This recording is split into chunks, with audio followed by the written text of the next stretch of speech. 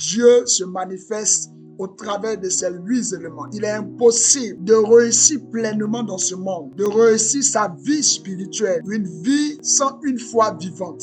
Il y a 2 réalités qui existent et qui coexistent, le monde physique et le monde spirituel. Si vous maîtrisez les lois spirituelles, vous aurez la capacité d'influencer et de transformer votre réalité matérielle et votre vie au quotidien.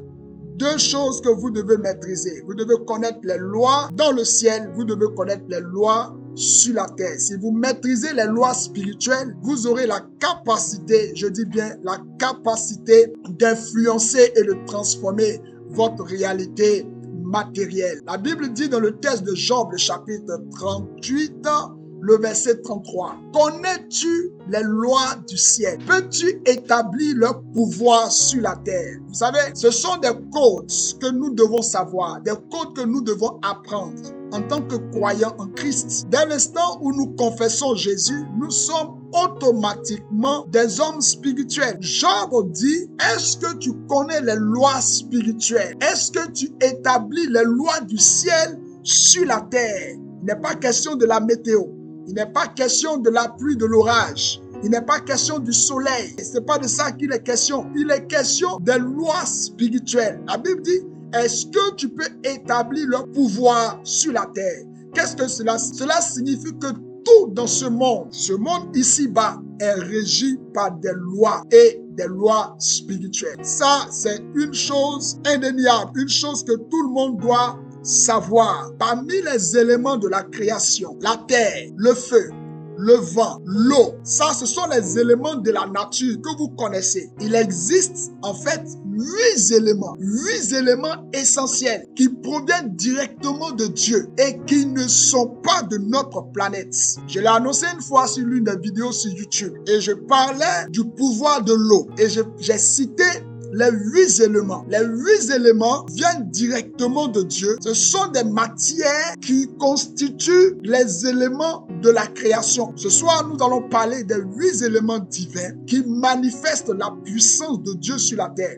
Et si vous avez connaissance, si vous savez ce que sont que ces 8 éléments, vous allez pouvoir aussi exercer un pouvoir sur la terre. Comment vous pouvez imaginer que moi je sois en Afrique et je puisse prier pour des gens au Brésil, pour des gens au Texas, pour des gens même en Corée du Sud et qui guérissent? Comment vous pouvez comprendre que je puisse prier pour des gens en Haïti qui sont menottés? Je prie pour eux et ils sont relâchés de prison.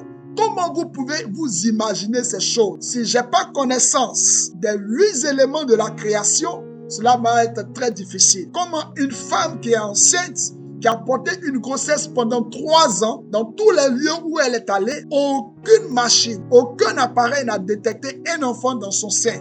Mais la femme avait le ventre engrossé comme une femme qui était enceinte de 6 mois. Mais durant 3 ans, comment vous pouvez imaginer que des choses ainsi spirituelles puissent trouver des solutions? Le Seigneur nous a fait la grâce de nous rencontrer. Je ne dis pas que cela a pris plus de temps, mais en quelque temps, avec la prière, Dieu a libéré cette femme.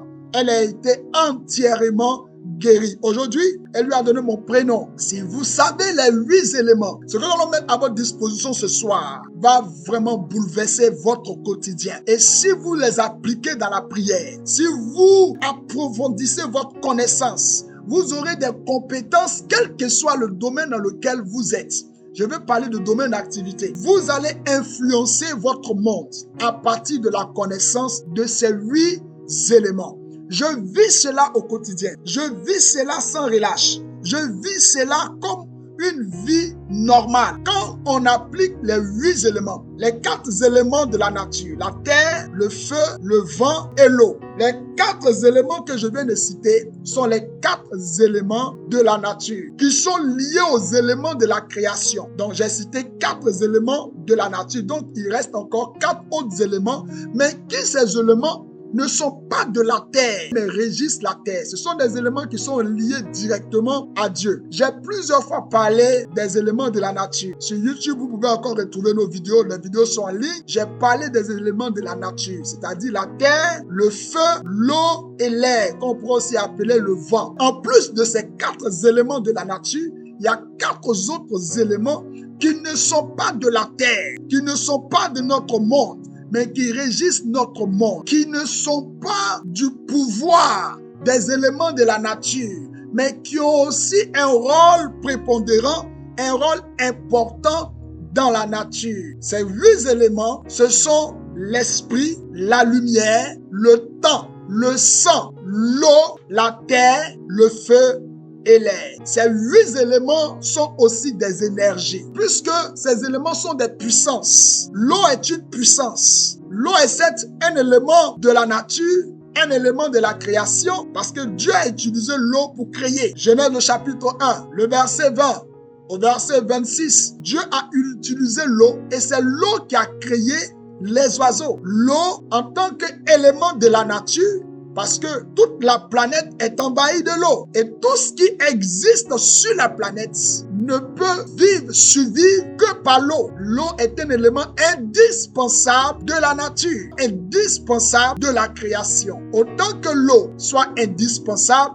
vous savez que l'air est indispensable, l'oxygène est indispensable, respirer est indispensable pour tout ce qui vit sur la terre. Ce sont des choses qui n'ont pas été créées par l'homme, qui ne sont pas venues de la capacité des anges, mais qui ont été créées par Dieu. Et donc, je parle de 8 éléments: l'esprit, le temps, la lumière, le sang, l'eau, la terre et le feu.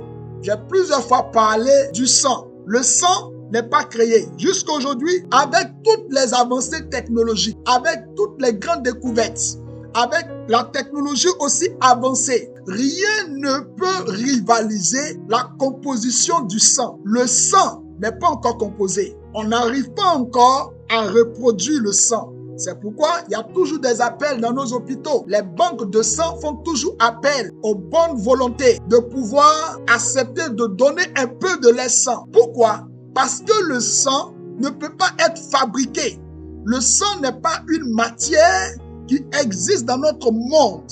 Le sang est un élément de la création. Et c'est par le sang que les êtres vivants vivent.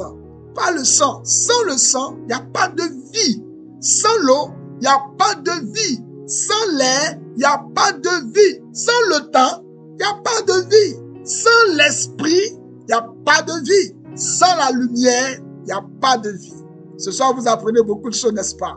Ces 8 éléments, ce sont des énergies. Ce sont aussi des puissances. Ces 8 éléments de la création constituent les matières de base pour tout ce qui est esprit et pour tout ce qui est spirituel. Maîtriser, connaître la fonction, les capacités de ces 8 éléments, ne serait-ce que de 1, de 2, de 3, peu importe le nom. Si vous avez des notions et que vous savez comment vous y prendre, vous allez apporter des transformations au quotidien dans votre environnement.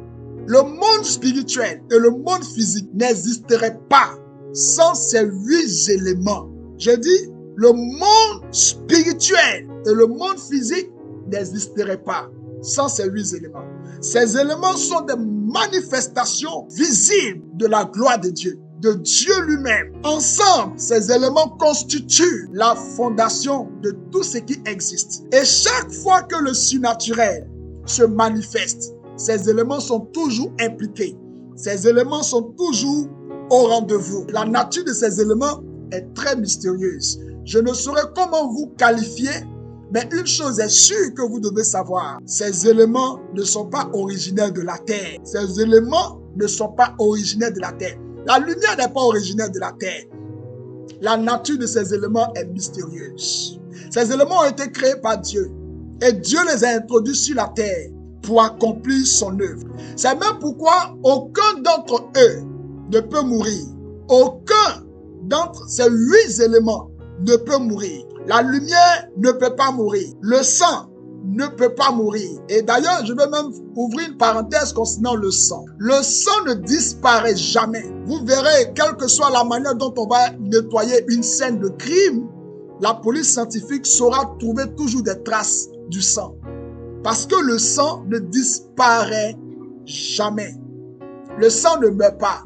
La terre ne peut pas mourir. Seule la Bible qui dit que Dieu va plier la terre comme une natte.